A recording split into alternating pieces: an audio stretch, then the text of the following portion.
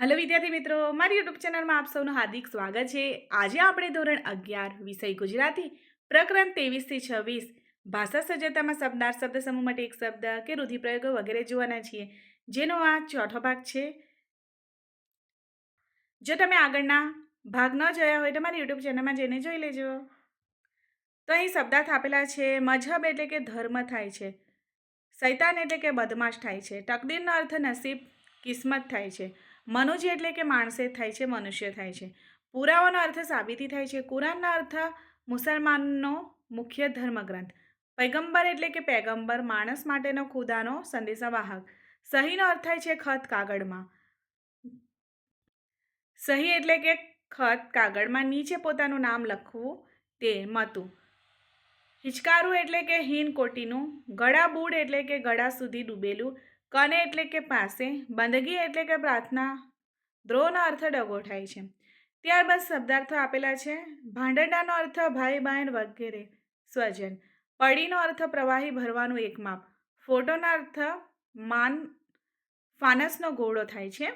બજાર ઘસવી એટલે કે દાંતે છીકણી ઘસવી, ઉત્કંઠાનો અર્થ તીવ્ર ઈચ્છા, રેફરન્સ બુક એટલે કે સંદર્ભ ગ્રંથ થાય છે, મેટ્રિકનો અર્થ મહાવિદ્યાલયમાં દાખલ થવા જેટલું ભણતર, માધ્યમિક શાળાનું અંતિમ વર્ષ,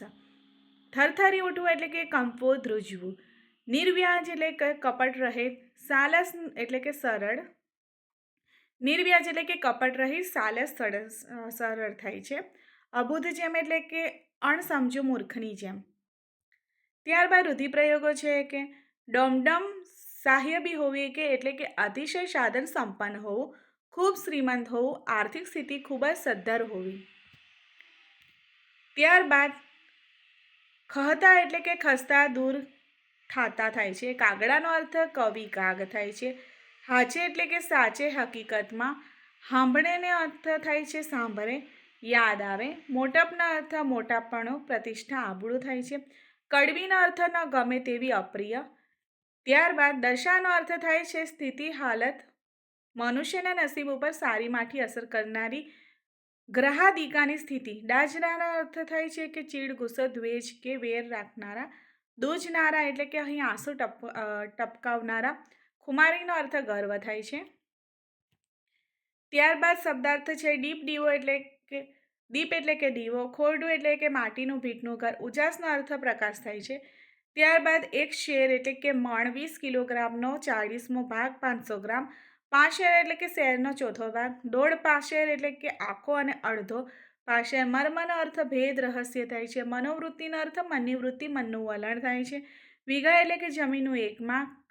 માપ, 25 ગુંઠાનું એક વીઘું, હવાડો એટલે કે ઢોરને પાણી પીવાનો કૂવા પરનો કોંઠ, મહારાજ એટલે કે મહારાજ, ધર્મદા એટલે કે દાનમાં આપેલું, ગરકાવનો અર્થ ગરક મશગુલ મગ્ન થાય લીન થાય છે, ધર્મ બુદ્ધિ એટલે કે ધર્મની સમજ, ધર્મદ્રષ્ટિ, ધર્મની વિવેક શક્તિ થાય। ત્યારબાદ શબ્દાર્થ છે આભારવશ એટલે કે આભારના ભાવવાળું, છંછેડાઈને એટલે કે ચીડાઈને અહંકારની ઈજા થતા, દુર્લભ એટલે કે સહેલાઈથી ન મળે તે, બદતર એટલે કે ખરાબ અવસર પ્રસંગ। ત્યારબાદ શબ્દાર્થ છે કે સિરાવવું એટલે કે સવારનો નાસ્તો કરવો, આનોનો અર્થ 4 જૂના પૈસાની કિંમત નાણું, રાડ એટલે કે અહીં ફરિયાદ થાય છે, મોણ નાખવું એટલે કે અહીં વખાણ કરવા, ધનેડાનો અર્થ થાય છે કે દાણામાં સડો કરનારા એક પ્રકારના જીવડા, પૂમડુંનો અર્થ થાય છે કે થોડું ક્રૂ,